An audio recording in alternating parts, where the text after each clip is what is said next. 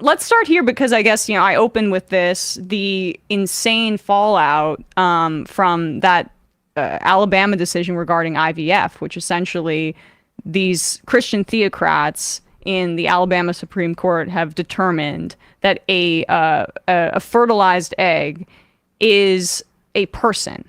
Now, this creates, as I mentioned, a ton of legal obstacles for providers of IVF because they could be held liable for the destruction of any of these embryos and basically be deemed murderers if these little microscopic fertilized eggs are in any way destroyed. That was what was at issue here.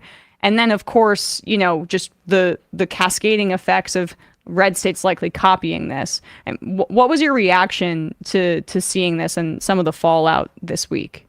I mean, there's a variety of reactions. First of all, it's just horror and, things that we thought were no longer on the table are suddenly apparently on the table. You just ask yourself, like, what year it is and where we're heading with all of this. Because as you said, Alabama has been kind of at the forefront of not just banning abortion, but criminalizing things associated with abortion. The Chief Justice here, in his concurring opinion, put it in biblical terms. So if you want a taste of what Christian nationalism looks like this is what it looks like. For the women in the state of Alabama, it's already having massive implications for families in the state of Alabama, huge implications. I just saw this morning that there's clinics that are already saying because of the legal implications, not only are they not going to conduct IVF in the state, but they're not going to allow embryos to be transferred across state lines. So even already, Wow. If you're going to try to seek the procedure out of state as an Alabama woman, you're already effectively out of luck. The Republicans appear to realize how insane this appears to most Americans, at least Republican elites. The Republican Senate committee put out a statement or a memo to all their candidates like, please don't back this. Please don't support this. 86% of Americans support IVF. This is really important. The number of, families that are created through the IVF procedure is huge at this point.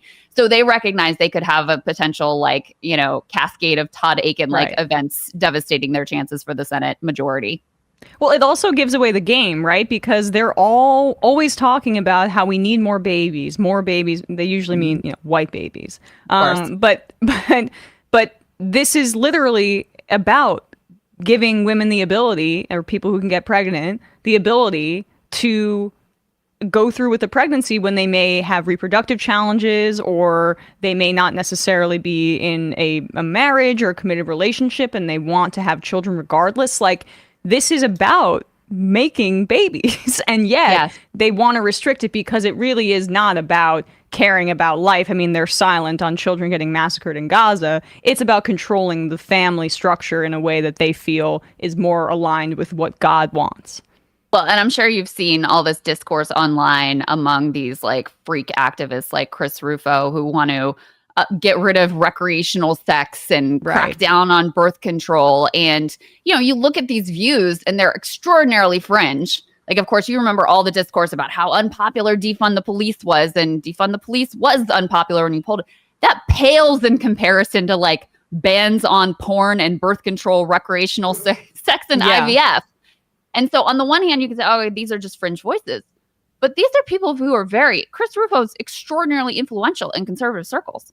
The people who are, helping to put together Project 25 and who were in the previous Trump administration, could be in a future Trump administration, they have been waiting their entire lives to strip rights away from women and from families and, anyone that they disagree with their quote unquote lifestyle. So, one of the things that they're floating is enforcing the Comstock Act, which would not require an act of Congress, which would be a de facto national abortion ban. Now, do I think Donald Trump really cares about the abortion issue? No.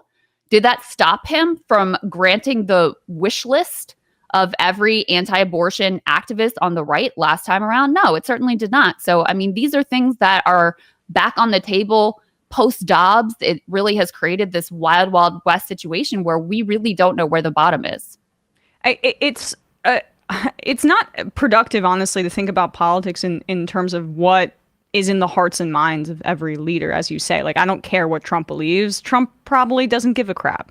But it really is just about the constituencies and the groups that are supporting each politician. That's how you have to view power. And Christian nationalists are a huge driver behind Donald Trump and his campaign and the Republican Party generally. And I've said this before on the show, they're a minoritarian party. They don't have the numbers, as you say, but they behave as such. They behave with that respective urgency of cracking down as hard as they can because they know that their window to wield power is limited. And the Democrats literally operate in the exact opposite way. Yeah, I think that's right. And Republicans have understood for decades now, in particular when it comes to their like extreme libertarian for the rich economic views, that these are not popular ideas. So they've had a long-term project. I mean, that's why there was so much fixation on getting their justices on the Supreme Court, because they have a long-term project of trying to use the anti-small d democratic levers within the American Republic to try to get their way, and very effectively, by the way, in spite of the fact that the public on almost everything completely disagrees with them. So this is not a new skill or a new tactic for them. Typically, I think in the past, they tried to keep some of their more extreme and insane and unpopular views a little bit more undercover. Now in the social media era, it's all out there for the public to see. And I think it's the one thing that could rescue Joe Biden from a certain defeat is just what a bunch of lunatics he's up against. That's what they're banking on. And I think that's what their internal polling is telling them, right? I mean, that's why there's this confidence despite these clear limitations with the literal candidate being unable to communicate effectively. Clearly, the age is getting to him at this point, despite what I'm hearing on MSNBC. I've been trying to tune in a little this week because it gives me a sense of where normie Democrats are, and then I can orient my coverage around that, right? Yeah. And it's a lot of don't believe your lying eyes and ears, and Biden is fine, and just don't worry about it. He's totally spry. We hear about this in private. And like, there's a part of me where I go, focusing on this, it's not changing. He's going to be the nominee. He's old. We all get it. But it's also about not ignoring that being an issue for Democrats electorally. I mean, it's going to be a massive thing to overcome. And if he wins in the fall, it's basically going to be on the backs of pro-choice abortion activists, of that kind of activating so many voters, particularly suburban women, which I think Trump and Biden are battling over.